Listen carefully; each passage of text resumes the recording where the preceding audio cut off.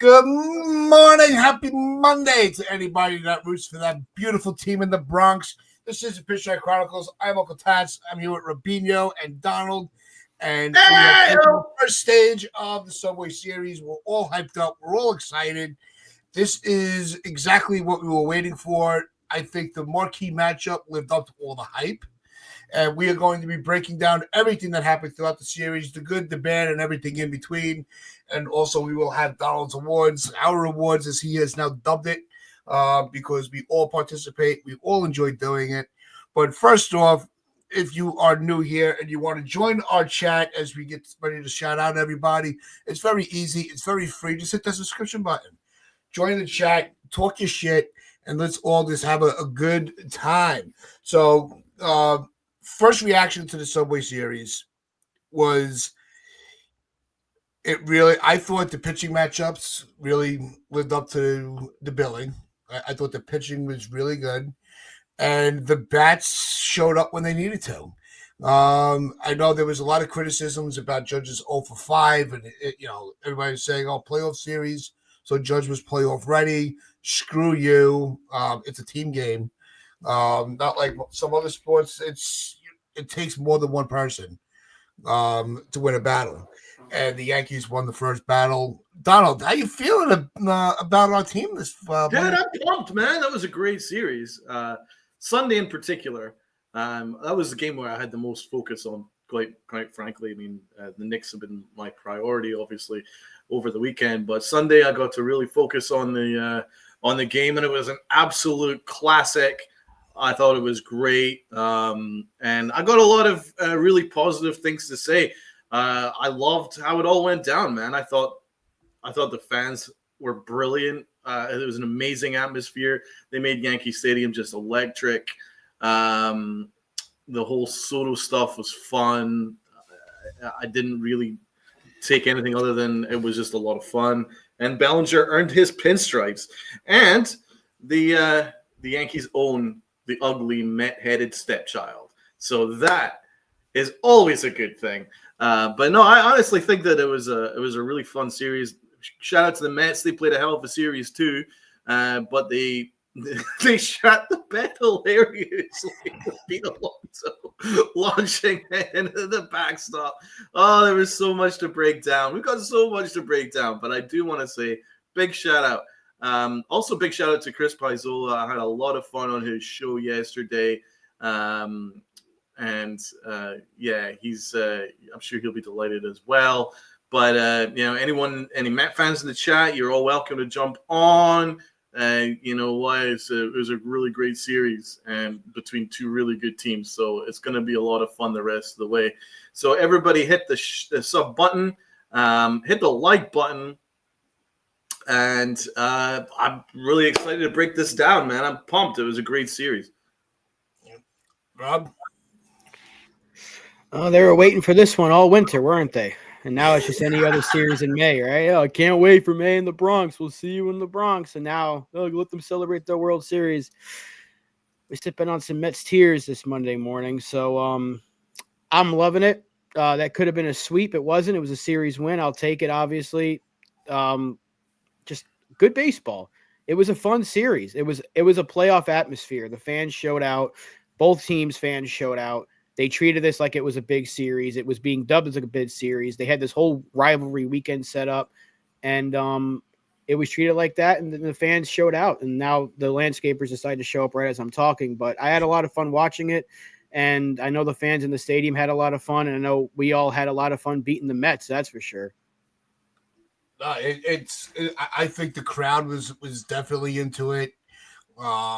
You didn't hear, you're always going to have one or two incidences where, the fans just get a little unruly, but that did not take over the headlines. I think for the most part, it was, a really, really good series that was welcomed by the fans. But the other thing that we do welcome is everybody that is hanging out in our chat. Segue, man. I was like, let's get to the chat. So, do want to say, what's up, Desiree? Ladies first. Good morning.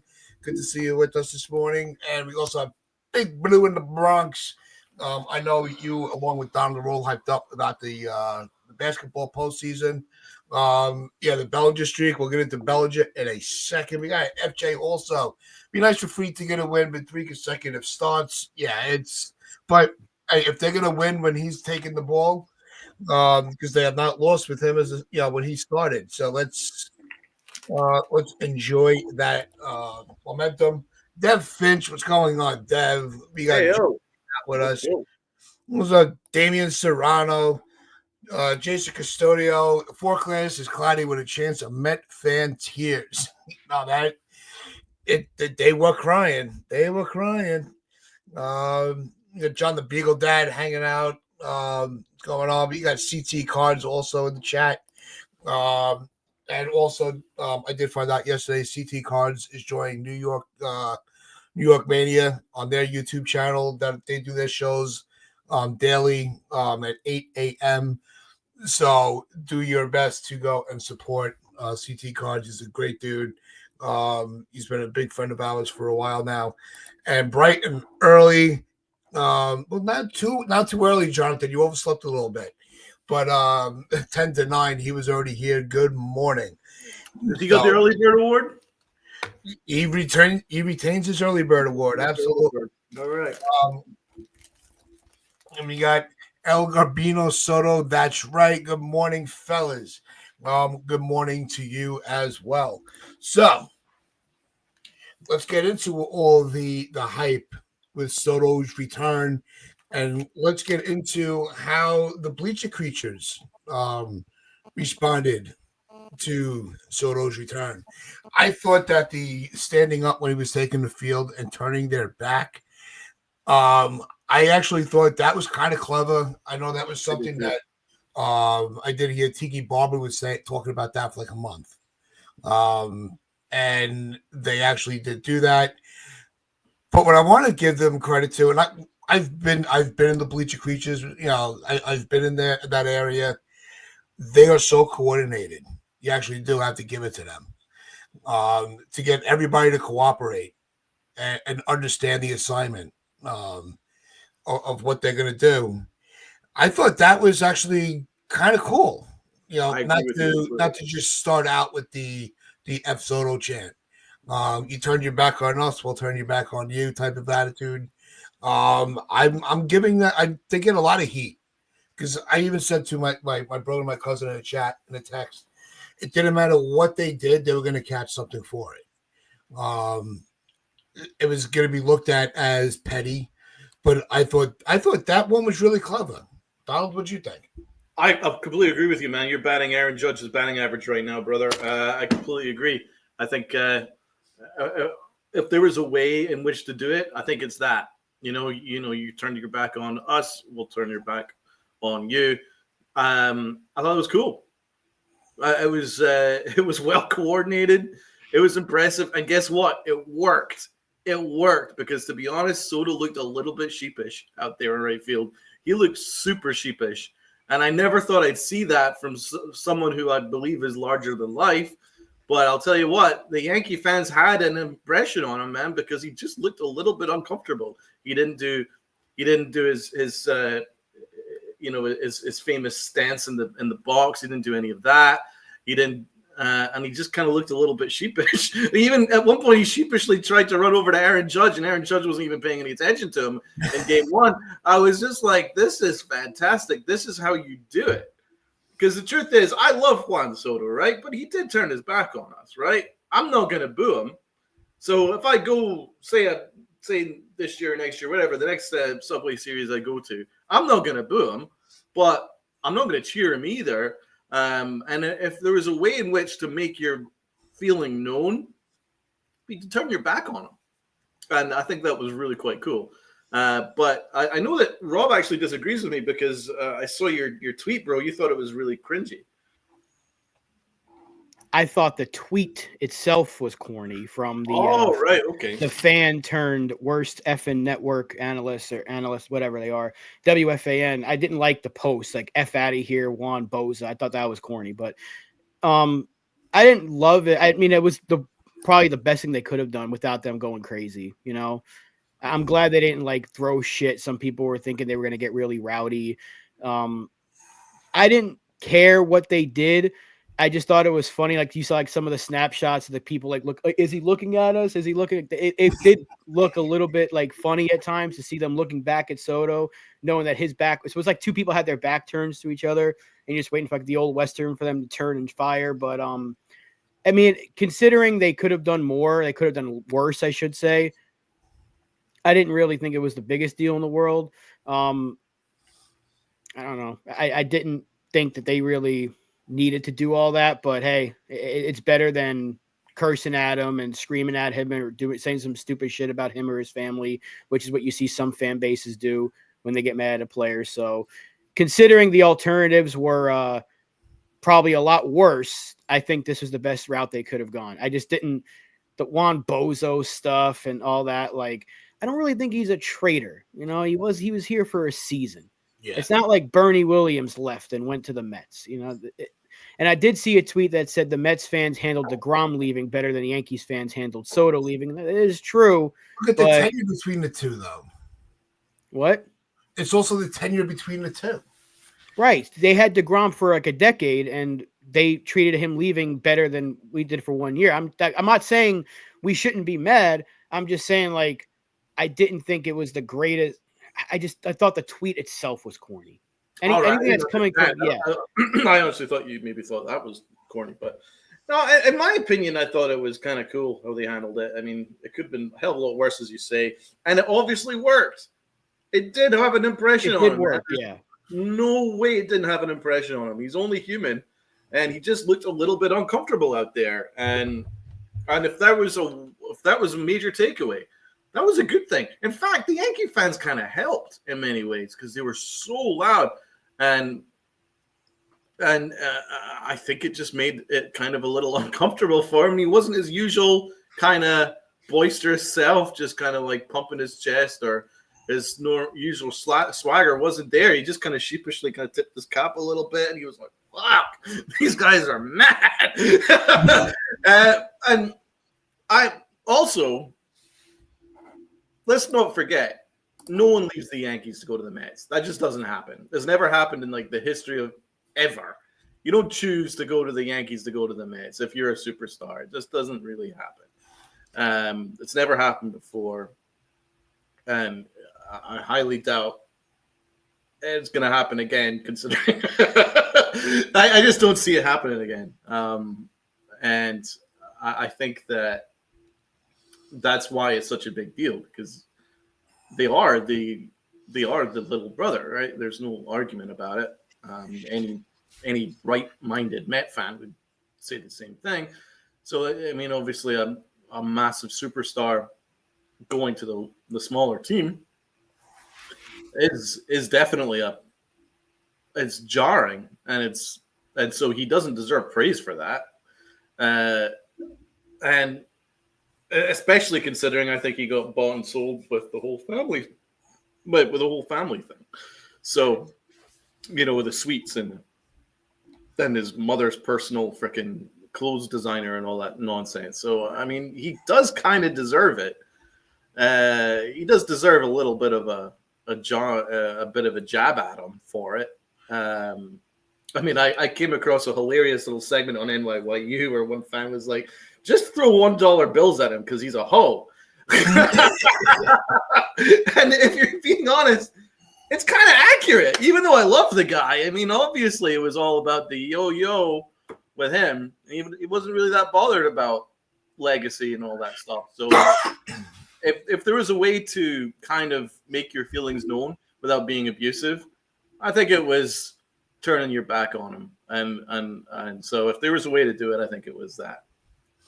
Yeah, I want to pull up this comment from Hold My Beer, which we're going to put him in the category with Cold Italian Pizza. That's a fun name. He goes, they should be thanking him for everything he did for the Yankees last season instead of being childish and booing him. I don't think it was childish. I mean, this is kind of – we were very thankful for what he did for us last year, which is why when he first signed with the Mets, it hurt the way it did. But, for speaking for us, like we got over it fairly quick. It was like, all right, he left, and we moved on from it.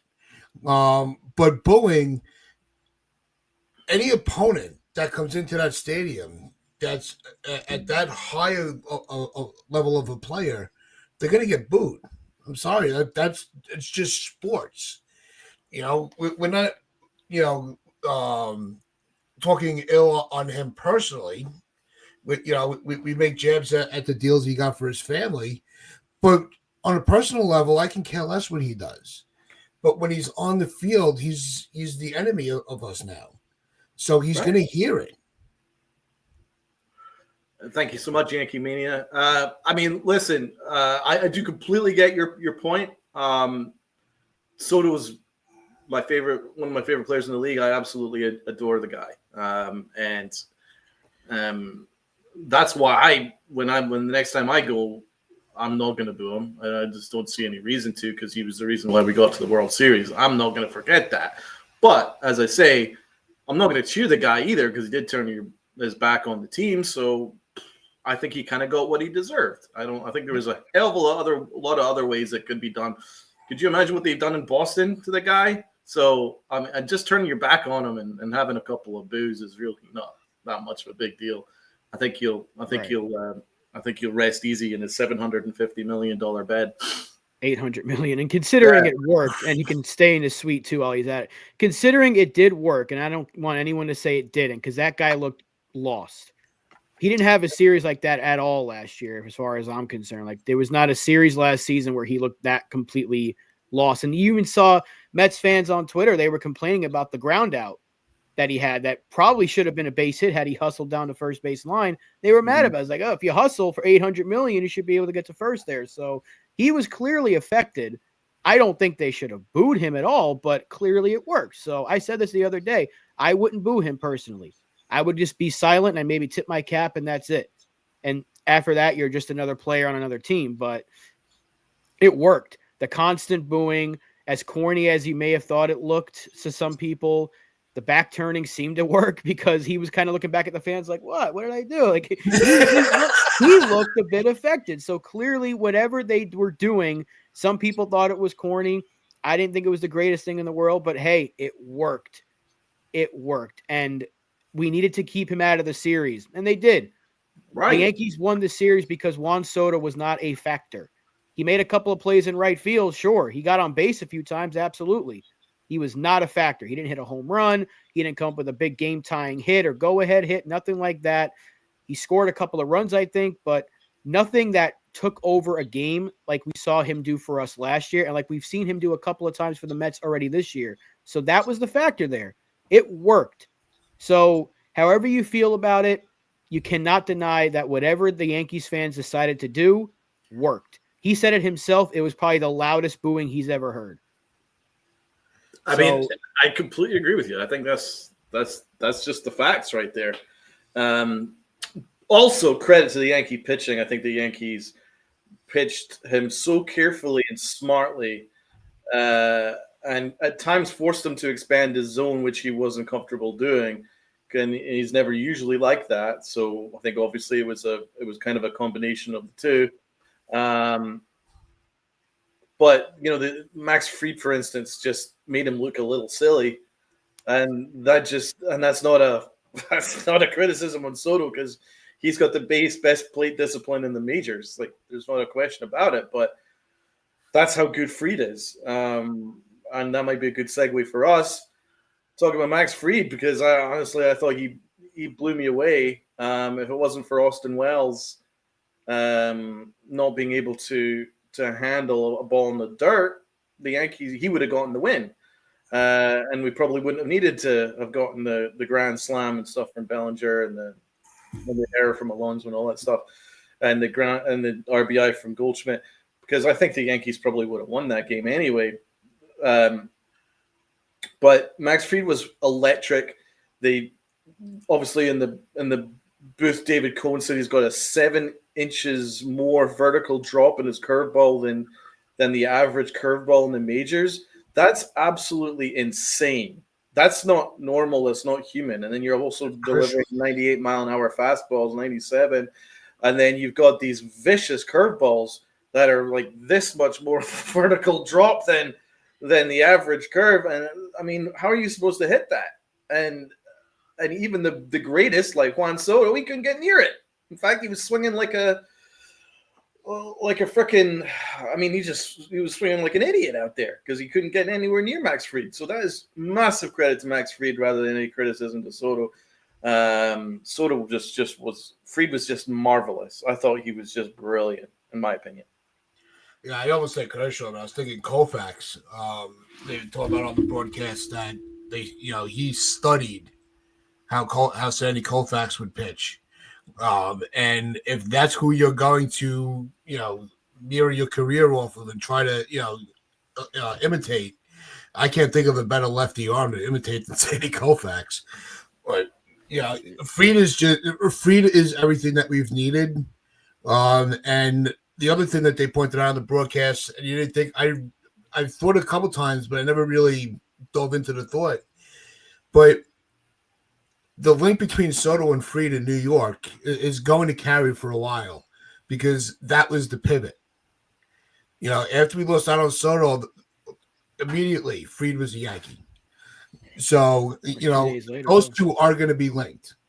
It's going to be a trivia question in years to come of what happened, what was the player that came after the Soto signing.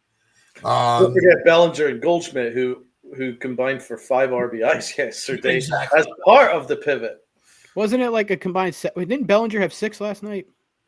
Yes, sorry, yeah. So it was 7 total, I think. Hey, shout out to Plan B, right? Yeah, it's not looking too bad right now. Plan B's pretty good. Yeah. How about that Plan B? How about that Plan B, baby? I love Plan B. Big ups to Plan B. No, it was Plan B was great last night. It was it was needed. Max Fried was fantastic. Bellinger was fantastic. Goldschmidt had a Bellinger. Shout out to you, Tats, because you said it before Friday's show ended. We were all talking about who would take over the series and have the big moment. I said Dominguez. And you said Bellinger, and Bellinger was phenomenal the entire series, and he deserves a lot of shouts, and we'll get to him in a moment, I'm sure. But Matt, for keeping it on Fried, you were Bellinger. Tats had Belly. I had Dominguez. Dominguez had a great at bat that led to the game-winning run, but overall series, Bellinger was just from start to finish. He came through, and it was kind of poetic because all 3 of the drunken sailor spending, as Mets fans were laughing at us for, were the reasons that we won the series. So, shout out once again to Plan B. Shout out to Brian Cashman, man. He doesn't get a lot of credit, but if you look at the moves that he made in this offseason, I think Cruz has had a good year. Williams has had 7 out of his last 8 or 8 out of his last 9 appearances have been scoreless. He's figuring it out. Yeah. Yeah. It's just, I mean, he's still got a while to go, but it looks like that airbender is starting to bend. But really, you got Bellinger, who's now hitting league average, and he's now above league average now, and he's starting to really drive the ball. He's on a 13-game hitting streak. Goldschmidt has been a revelation, and I think he's going to make the All-Star team at this rate. And then you got Max Fried, who's had one of the best starts in Yankee history for a starter. So with a record ERA, so you have to give him credit.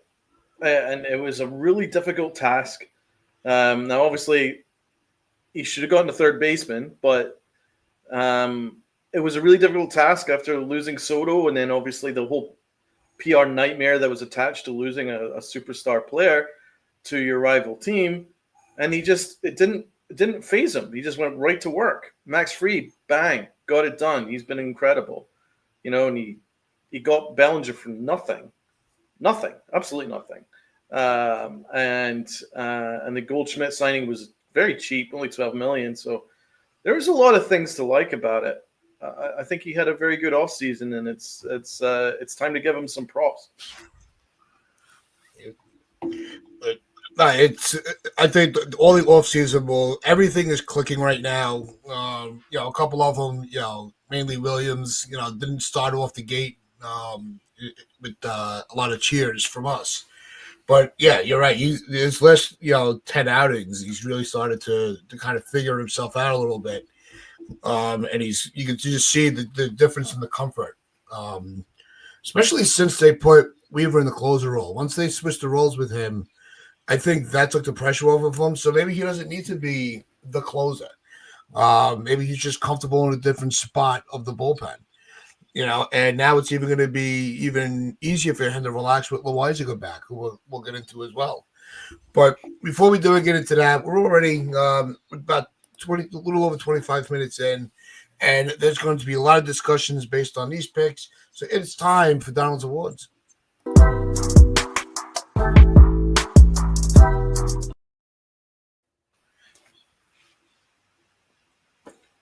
Which town is it? Yankee Town. Yankee Town. Amen, baby. Let's get into it, baby. The MVP. It has to be the man who earned his stripes. He started so badly, I was starting to question him. But turns out it's pretty good. Pretty good. Has to be Bellinger, the MVP.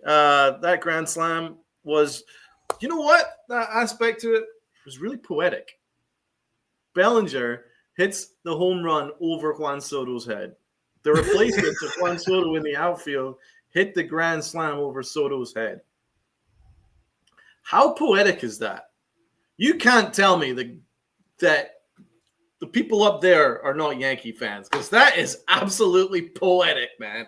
Yeah, whoever's up there, God is a Yankee fan, baby, because you can't tell me that is not poetic justice after what us fans have been through, hitting a home run over his head with the new guy. I think that's pretty cool. Pretty cool. He's my MVP. Rob. Oh, it's Bellinger, no doubt. That moment right there, and you can just see the salty Mets fans. It's a small ballpark. It's a short porch. It's a little league park. It's a pop fly. Shut up. You would have been celebrating if that was Soto hit that grand slam. So shut up. Take your loss. Deal with it. Go play Boston, and we'll worry about you guys in a couple of months. Cody Bellinger's the MVP.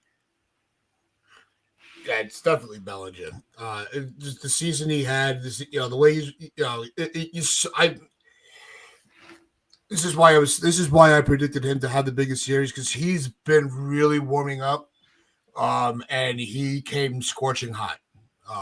So Bellinger was everything that we needed, even defensively. He made some good plays. So yeah, Bellinger is definitely the MVP. Absolutamundo. Low key. Let's start with Rob. I'm doing this because I don't know how many more chances I'll get to give him an award this year. DJ LeMahieu had a pretty good series. He had a home run. He had a hit in the third game. He made some fantastic plays at second. I would have given this to Goldschmidt, but I feel like it's been so long since I've given DJ an award that wasn't negative. So I'm going to give him the low-key MVP. He showed out. Uncle Tats. Yeah, Rob and I are in the same wavelength. I had DJ. I thought, what a return. Coming off the IL, a player we really wrote off. You wanted no part of him. And he did really well. He showed up in the Subway Series when we needed him. Solid at bats. His defense looks good. If he is going to be able to now mimic what Goldschmidt did and kind of turn the clock back a little bit, he's given, if he can keep this going, he can give the infield a lot more confidence.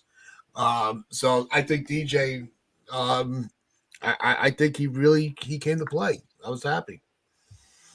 I really, really, really want to give it to Goldschmidt, but I have to be honest. I'm going to have to dig out my DJ LeMahieu jersey from my closet. That guy was fantastic. I'm giving it to DJ LeMahieu. You sold me, baby. I was kind of in between the two. But when you compare the fact that LeMahieu's defense at second was awesome, Plus, he was really smacking the ball with with a much higher exit velo than he's been averaging over the last couple of years. And he got the ball in the air. I don't know what's going on, but I'm loving it. If DJ can perform like this, then our infield isn't in as much of trouble as well. It's still a little bit, but he's definitely surprised us. So let's keep it up.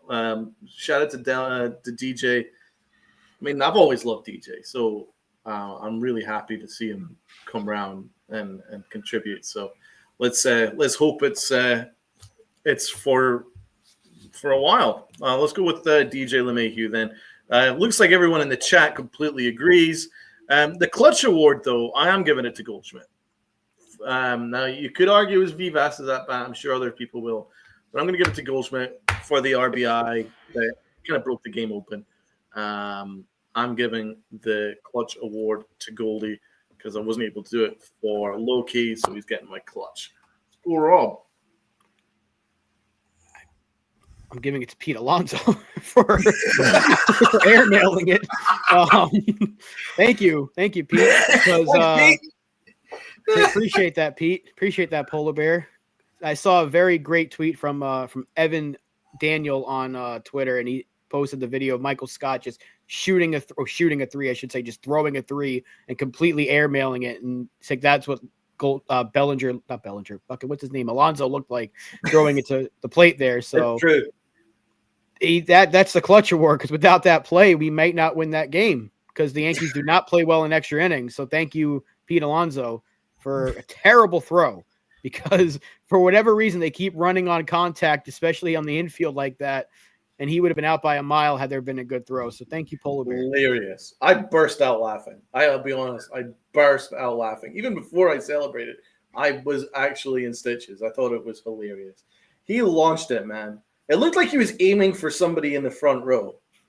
It was kind of like when Chuck Knobloch got the yips and he had to move to the outfield because he couldn't keep any of his throws within like 50 feet. It was kind of like that. I don't know what he was like. He saw somebody in the front row that he had to try and aim at, and he launched it, and it was hilarious. So that was definitely clutch. Uncle T. My clutch, I went with Fried. I thought, cool. The short outing for his standard, with the amount of pitches he had to throw. I mean, they challenged him at the plate left and right. I mean, I don't think there was ever a quick inning. And they did everything they can to break him, and he never did. He showed, hey, I'm the ace on this staff. I'm the ace in this town, and you are not taking that status from me. I was really impressed with how Fried was able to just keep himself calm and really come through. So I thought he was really clutch in a rubber game. Great point. CT Cars has actually got the stats of Bellinger. Look at this. Bellinger was hitting 182 in April. Amazing 337. His batting average is now better than Soto's. It was too early to be upset about Bellinger. I was saying that. I think it's way too early to be upset about it. Him. Now look at him. He's turned it around. Salute it's a game of months. It is. Let's move on to the pitching award. I think should we all just give it to Max Fried quickly? I have somebody else. So do You're kidding me. Yeah. What? Okay. Let's go. Well, I'm giving it to Loizaga. Another player coming back, Subway Series, all the hype. Loizaga looked good. He looked like he didn't miss a beat after that surgery.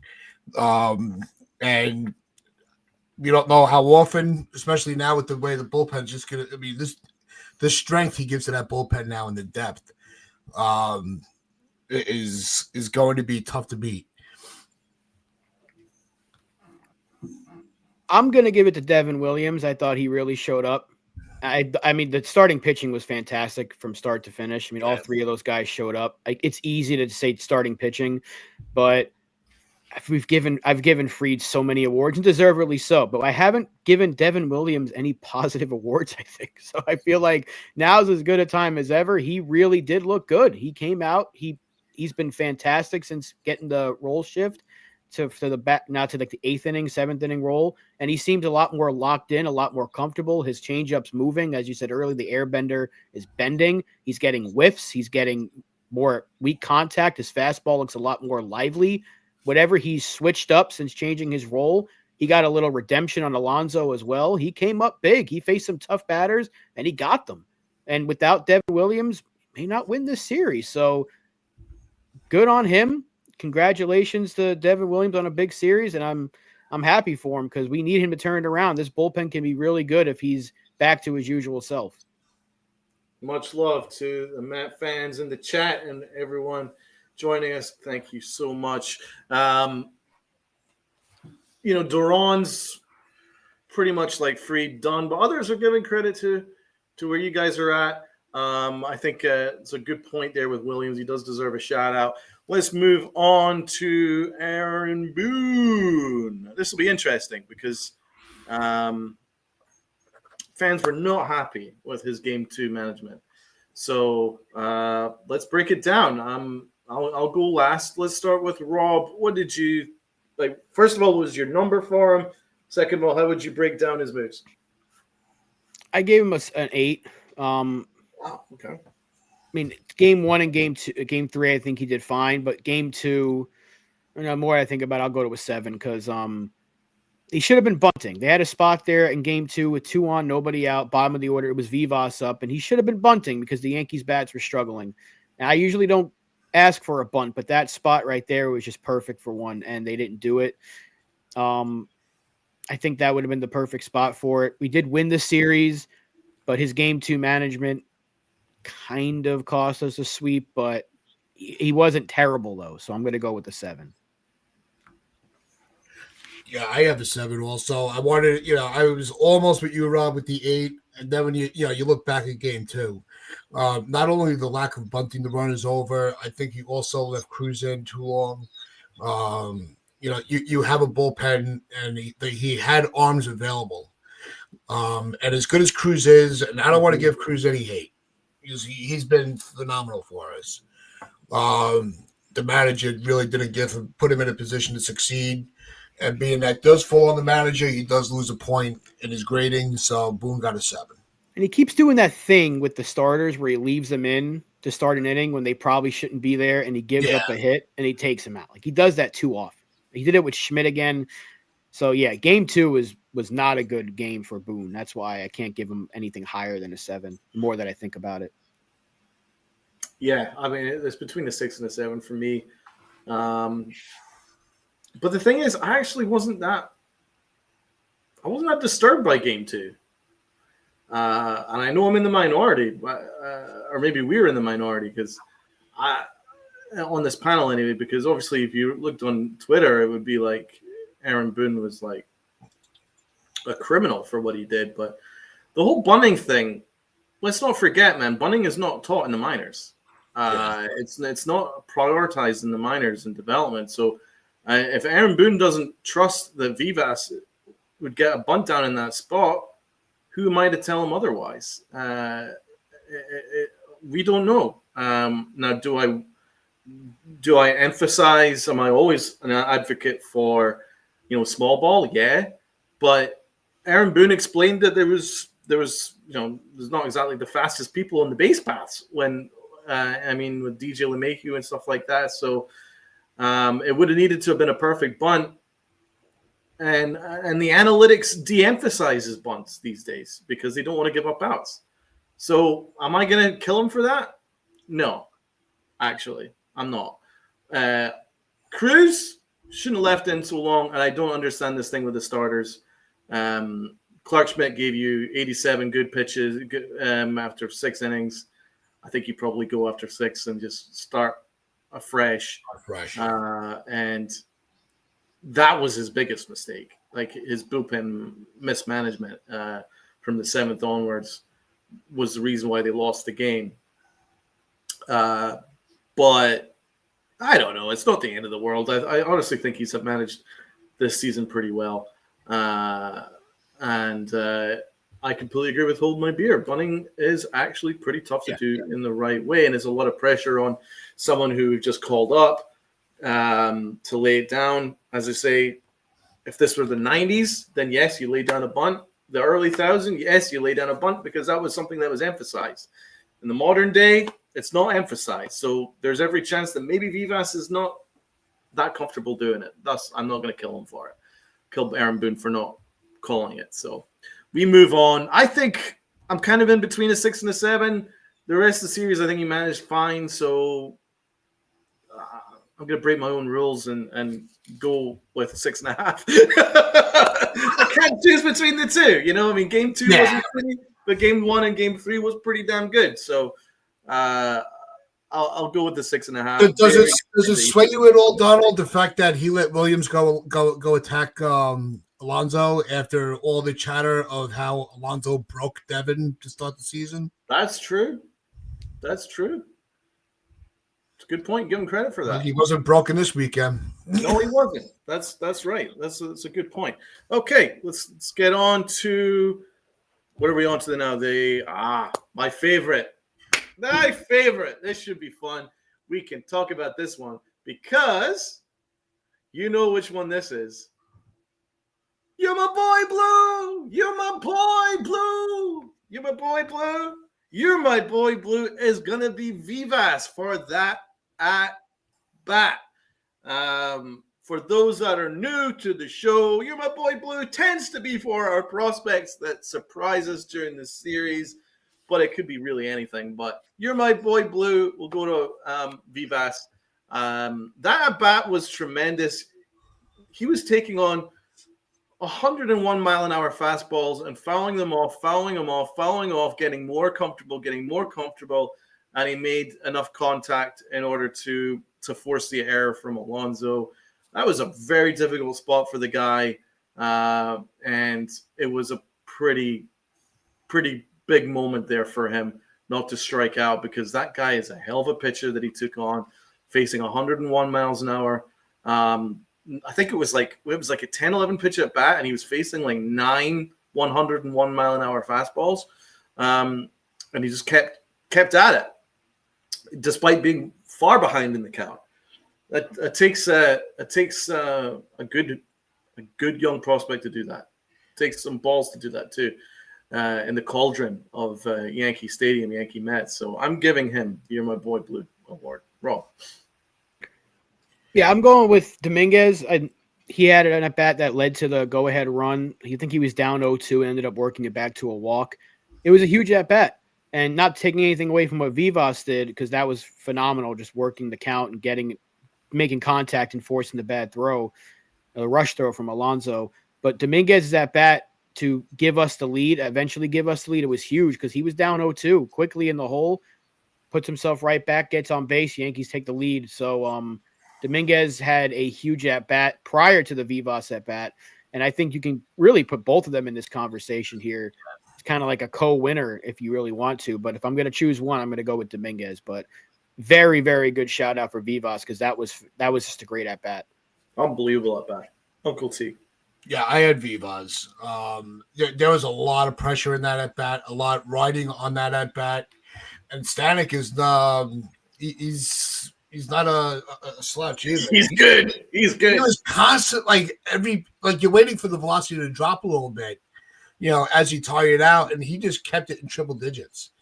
And Vivas really, he was like, nope, I'm on you. I was waiting for it. That would have been even great if Vivas did like an imitation shuffle. It's the kind of, because we don't see that on the other side of the lineup anymore. But I thought Vivas, that if he would have been struck out on 101 mile an hour fastball up in the zone, we'd be like, wow, the velocity was too much. But not for him. Vivas really, that was a phenomenal at bat. Me and Uncle Tats, great minds think alike, huh? Uncle Tatsmas with his Bellinger, prediction. No, I agree with that, and I also agree with Ken here. 101 1-mile-per-hour pitches. It's crazy. Incredible. Stanek was the one guy for the Mets that actually really blew me away. Even though it didn't work out for him, I was really impressed by his arm. Like, that arm is insane. So I think the Mets have a good one there. But yeah, moving on. Not everything is perfect. So let's go with the L. Actually, this one is perfect. My L's Juan Soto. That was fantastic, brother. Thanks so much for actually not being very good. I thought that Soto was going to have a big series. I thought that he was going to stick it to all the Yankee fans booing him by launching it into the stands and just being him. And he wanted nothing to do with it. He wanted out. He wanted back to the quietness of Queens. Well, you got your wish now, brother. So goodbye. See you later. He gets the L. Love the guy, but sorry, bro. You kind of sucked this series. Thanks very much for it. And yeah, it worked out. So bye, Soto.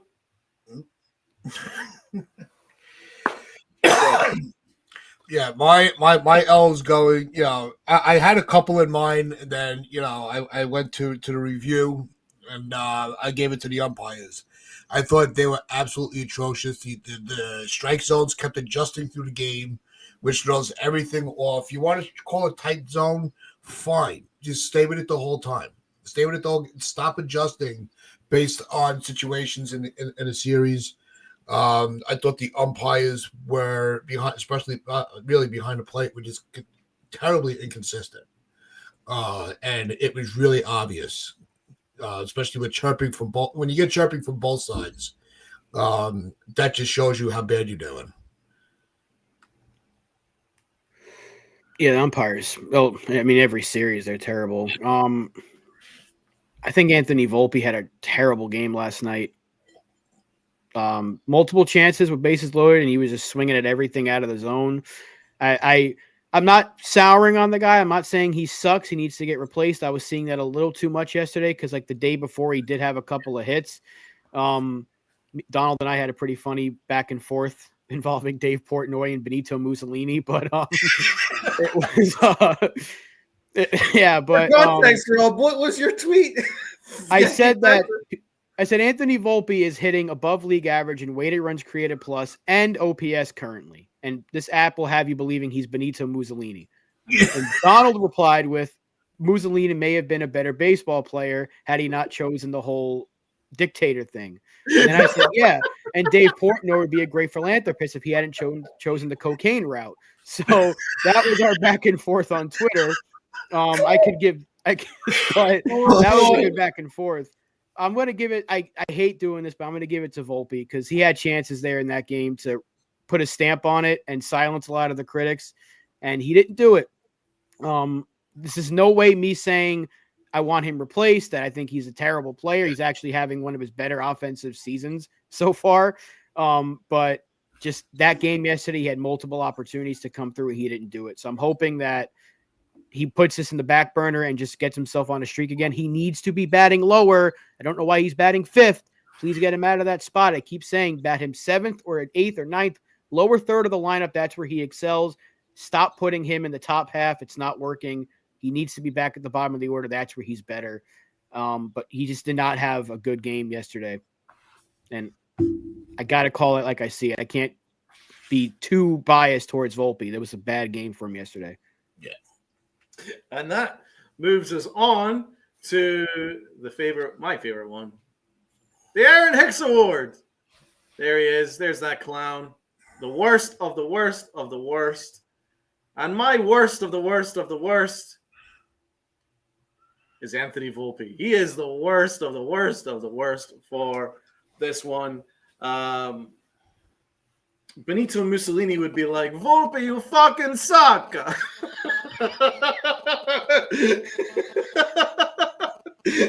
So, he honestly left an entire, forget a village on the base pass. He left an entire country on the base pass yesterday. He swung at like 8 balls in that at bat. and they were all miles out of the strike zone, and he was just swinging, baby. It was pathetic. Every at bat was pathetic from him, and honestly, I don't understand what the Yankees see in this guy. I'm never going to be a fan of his. Sorry, I don't see it. I don't think he's good, and I do think that he fucking sucks. Right, let's go with Rob. Yeah, my Hicks Award is going to the Mets fans that said, take back New York. That you never had in the first place. You can't take back something that never belonged to you. So you know what you can do with those T-shirts you made? You can put them in the washer, clean them up, make sure they're nice and clean. They smell good, right? Roll them up real nice and tight, shine them some bitches, and stick them straight up your candy asses because you ain't taking back a goddamn thing that didn't belong to you. This is always going to be a Yankee town. Never will be a Mets town. Only one team wearing orange or blue is allowed to celebrate this weekend, and I don't even like that team. So the other assholes that wear those colors, keep crying. It's just a series in May now, right? But you were treating this like it was the World Series all winter. We had to hear you yap and chatter. We got Soto. It's our town now. We're the big brother, Uncle Steve. And you lost. And your $800 million investment didn't do a goddamn thing this series. So take your shirts, shove them up your ass. We'll see you in July.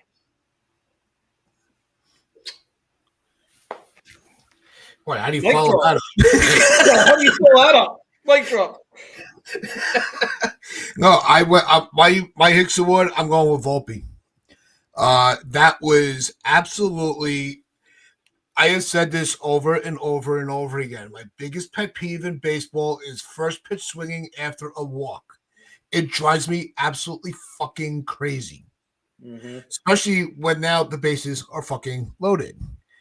Wouldn't you want to just maybe see if the pitcher's just going to panic a little bit? You may get a gimme fastball, and that's all he's going to be able to do. Work the count a little bit. You never know what can happen. The next pitch could have been in the dirt, but no, you wanted to have your moment, and you missed it. But it gets even better. You had a second chance to relive that moment. And after going 3-0 in the count, now all of a sudden you decide you want to get swing happy. And you should get yourself struck out on pitches that weren't even near the zone. Facts. So now that's twice with the bases loaded. You struck out like a fucking fool. All right.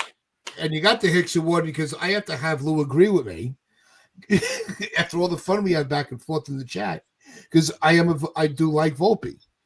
But you left 9 runners in scoring position on the bases yesterday. It's disgraceful. It's disgraceful. I can't even say unacceptable. You're right. It's disgraceful. Disgraceful. Absolutely disgraceful. He's got a lot to work on, man. What's his year 3? I know he's had an uptick in RBIs and all that stuff. This is year 3, and he's not any better a player. His plate discipline is garbage. His defense is all right. It's got a bit better. It's going to be. And his offense is what it is. I don't see it. I mean, the fact I'm perfectly open to the fact that I'm not a fan of his at all. And probably never will be. But if you take a step back, it's just like, why do the Yankees treat him differently than every other prospect? Why does Dominguez have to work his balls off just to be a platoon outfielder? Despite having a higher ceiling than Anthony Volpe, and there's no question that he does. He's a much better offensive player now than Anthony Volpe is 3 years into his career. I can't imagine anyone disagrees with me here in this chat. Dominguez is a better offensive player right now, barely 200 at-bats into his career, than Anthony Volpe 3 years in. Yet Dominguez is a platoon outfielder.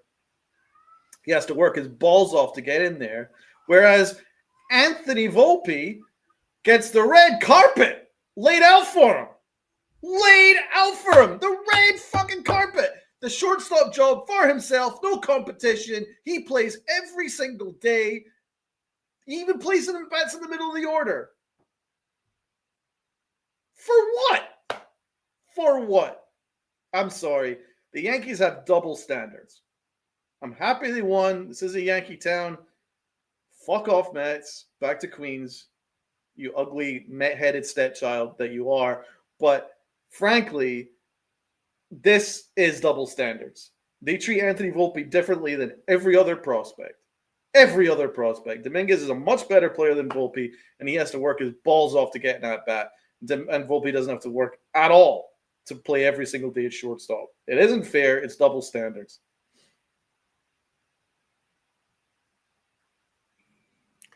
I mean, we've been talking about this for a while, that every prospect should have the same treatment. I don't disagree with the way they use Volpe, because that's how you should do a prospect. Play him. I don't like the way they treat other prospects. There is one argument you can make, is that Grisham's hitting. They never were going to sit Bellinger. And obviously you got to play Aaron Judge as often as you possibly can. So there is a little bit less wiggle room with Dominguez. However, he should have always been playing from the get-go. But there's never been any competition for Volpe since day one. There's been 3 years, and they've not even put anyone to even compete with him. Well, But that's true. And the one time there could have been someone to compete with him, Peraza got hurt, and unfortunately he hasn't really put himself in a position to take that role anyway. But who are you sitting him for, though, John? That's the question. Because if you have Peraza play third and DJ play second, you're gonna put Peraza at short, Vivas at third, DJ at second. None of them, besides DJ's been here for like a series, none of them have really hit. So you can't just be like, sit Volpe and it's all going to get better. You give him a day off. Can't sit him. There's no competition, right. But that's what I'm angry about, that there isn't any competition. We passed on Seager. We passed on a million great shortstops to force through Anthony Volpe. And we haven't even put in a veteran that can spell him or, make him work a little bit. He's had just the job to himself for 3 straight years, and he's done very little to justify it. Very little. And I'm, what? I mean, as for Dominguez, yeah, absolutely. You give Grisham the at-bats. You give Bellinger at-bats. But there is competition for Dominguez, and there's no competition for Volpe. That's my argument.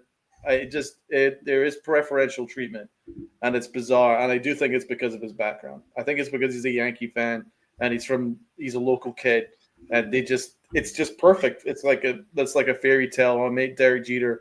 Now I'm standing in this spot. It's like a fairy tale thing, but they've already written the fairy tale without really focusing on the day-to-day thing. And he's just not that good a player. He really isn't. No, we say how many times that we're just waiting for the next level of Volpe, and we're really not getting it. And I thought that his numbers aren't the worst of the worst, but when you look at some of the situations that he gets himself into, he kind of brings he's his own enemy, because he's gotten a lot of chances to have the game. That's like, all right, there he is. That's the guy we've been waiting for, and we're still waiting.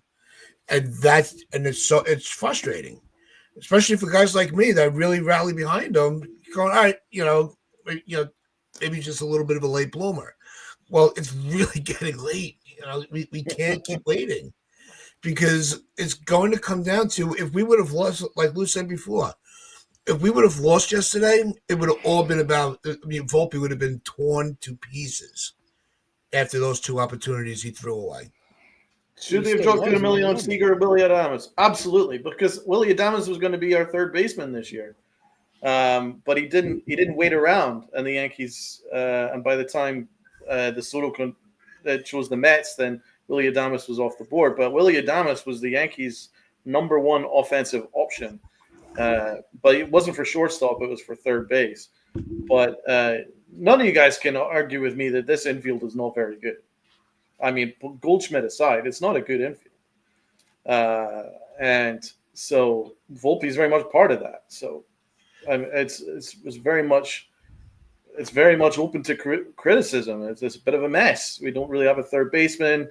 Our shortstop is mediocre, and DJ LeMahieu. I mean, we're riding this hot streak, but I mean, his legs are not good, and he can get hurt at any point. 2-game hot streak, for being honest. Right, but he can, his legs are not good, and I can't trust those legs are going to hold up for an entire season, considering he got a shot on his hip like a couple of weeks ago. So I mean, this infield's a bit of a mess. So yeah, should we have dropped $200 million on Seager, Willie Adames? Absolutely. And anyone arguing otherwise is not paying attention.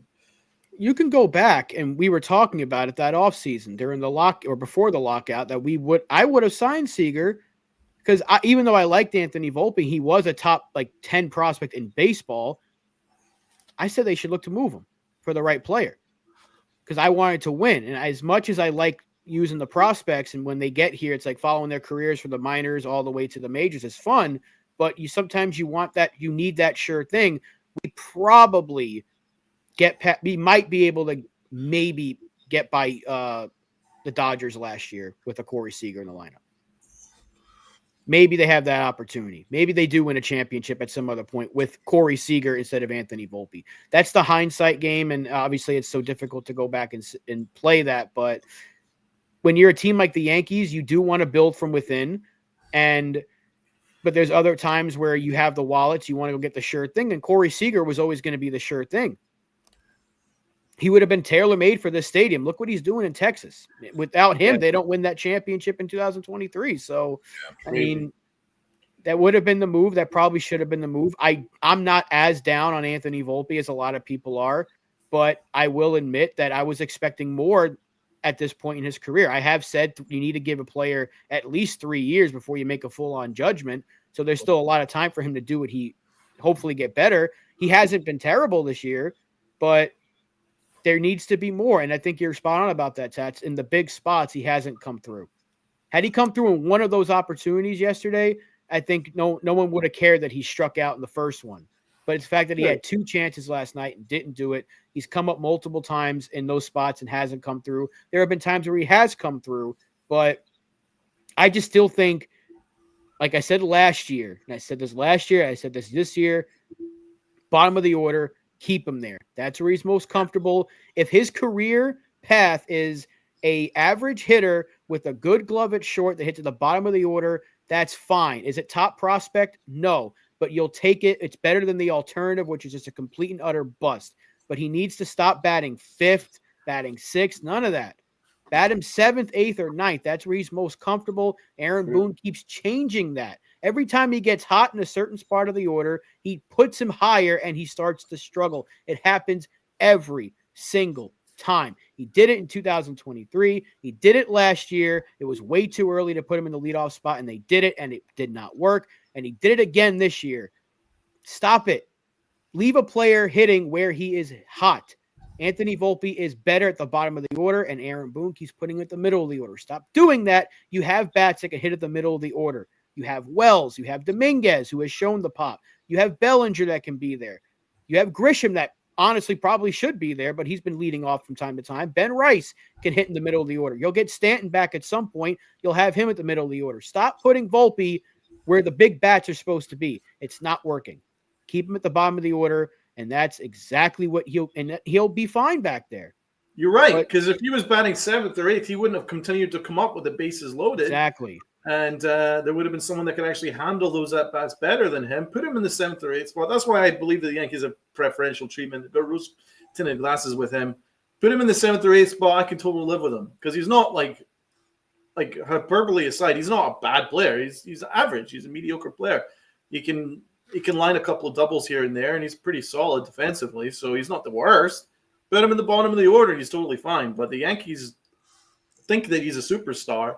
And it's their own delusion that's hurting us because he should be nowhere near these big spots.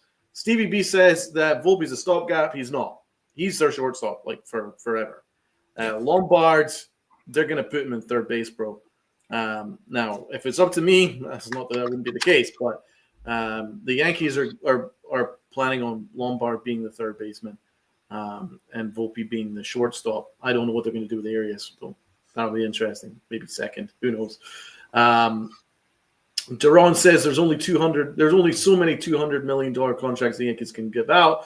But if that offseason that you're talking about regarding Corey Seager, that was actually a demand from Steinbrenner to cut payroll. The Yankees didn't take on any money that year. No, they traded for Donaldson right after the lockout. Yeah, that was a completely ridiculous thing. But they didn't actually sign anybody. to any kind of contract. They just took on a horrendous contract for no reason. So yeah, you could easily have signed Corey Seager, and it wasn't even like a difficult decision. Every single beat writer had the Yankees signing Corey Seager. It was like, this is like tailor-made. He's got the tailor-made swing. He's absolutely perfect. He bats for a high average, and he's a monster hitter, and he's a good defender. There's not even any kind of debate. He needs to be a signing for the Yankees, and the Yankees didn't do it. So, I mean, that's on them, man. And they're paying the price because our infield is a mess. And Goldschmidt is saving it. And you can't even blame it on Jazz Chisholm's injury because Jazz Chisholm was batting with like almost a 50% strikeout rate, and he was batting under 200. He was like batting 160 or some crazy shit. So he wasn't even good. So our infield is a little bit up in the air. It's just been our outfield has been so good that it masks it, and Goldschmidt as well. No, it's they've passed up. We could talk about Seager. It's the same thing like when we bring up Harper, or this offseason when we brought up Bregman. I mean, these players that can make a significant impact and upgrade to the team that just fall on their lap, and they just pass them off to the next team, going, I don't know where this kid came from. You take him. I don't know. He ain't mine. We'd rather our own players. By the way, you see Bregman's OPS, so it's like a 950 right now. Oh, jeez. I would kill somebody to have Alex Bregman on the Yankees. That's a bit extreme. It's a big street, brother. The two options they could have had are both having good seasons, and I don't think it's $65 million a year. Isn't it like 40 with deferrals? I'm just saying they could have had him prior to the Red Sox giving him that deal because he was sitting in free agency forever, or they could have traded for Arenado, and he was having a good year as well. So again, the options were there. The Yankees just didn't want to spend it, despite them saying they didn't have a budget, which obviously isn't true because they have a budget. I think she's saying it would have gone up. It would have been the value of 65 with the luxury tax. Well, you're the New York Yankees, so yeah. I don't want to hear that. Me neither. But before we do sign off, on the positive note, this is, as Ken Claus says, 4 series wins versus top-ranked opponents. Let's go. The Yankees are clicking. Ken, appreciate you as always for the up in the memberships. You are. Can't even put it to words anymore how great you are to us. But he's right. The Yankees are winning series against top teams where it used to, we were hearing the narrative, well, their schedule is easy. But we were facing a lot of National League teams. The National League is supposed to be the dominant league. Meanwhile, we keep winning against those teams. So maybe the Yankees aren't as bad as everybody wants to make it out just because we lost one player. But this was a difficult month. This was the challenge. You're taking on the Padres. This was a tough month. Yes, you're taking on the Mariners, on the West Coast, and the Yankees. That pitching staff's not pushover. Absolutely, and the Yankees have won those series. It's impressive, man. This was a difficult month. I didn't foresee good things coming from this month. I thought the Yankees would really struggle. These are great teams. And the Yankees have dealt with them. And to be honest, they probably could have won even more of the games that they've won than the ones that they've already won. That's how dominant they tend to be. So it's been a good month. Great job, Boone. Great job, Judge, as the captain. He's been leading the way. And the guys are just locked in. What I'm seeing this year, and in a positive note, I'm seeing a better motivation. They just seem locked in, man. I'm not seeing these kind of too many of these, which we've seen in the past. Like, they're locked in. You can see it. And just last night, man, when Bellinger hit that home run, Volpe was standing up on the railings, and people were jumping up and down, and it's just a different atmosphere. The Yankees just seem a little bit more locked in. There's a good team camaraderie, I believe, and they're kind of playing with a purpose, and Aaron Judge is playing with a chip on his shoulder. So, and I love the way that he handled Soto. He handled it very classily because he gave him his props last night in the interview. But if you saw game one, he wasn't treating him like he was his pal. He was just fully only focused as a Yankee. So there you go. It speaks volumes. Aaron Judge, he's a Yankee captain, man. He was just like he led the way. Great job. Any final thoughts, Rob?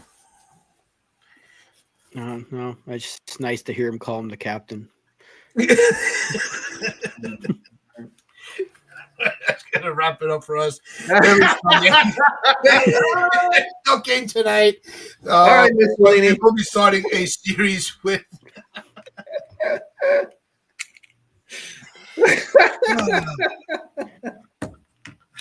Yeah, this is why we do it live, because you never know what's gonna happen. Mister, I'd kill somebody for Bregman. Yeah, right. Okay. Yeah, enough with the flexing. I mean, you can't tell me you wouldn't rather have another third baseman. I don't gonna hurt somebody for him. Okay, fine. I'll throw a water balloon at somebody. I'll put a super soaker to someone's head. Soaker to the head. This is fun, but unfortunately we got to get going. We will be back Wednesday morning. We will dive into the series with the Texas Rangers. Hope you all join us then. This is what happens after you get, when you get past an hour. But After Dark, not sure when the next After Dark is going to be coming. It's just we'll shift the work schedule. So that disrupts it. But with that, let's hope you all enjoyed this. Enjoyed having you all with us. Just make sure you just hit that sub button, hit that like button, share this out, your friends, your family. The stream is on the corner. And always remember to wear those pinstripes of pride and play hard.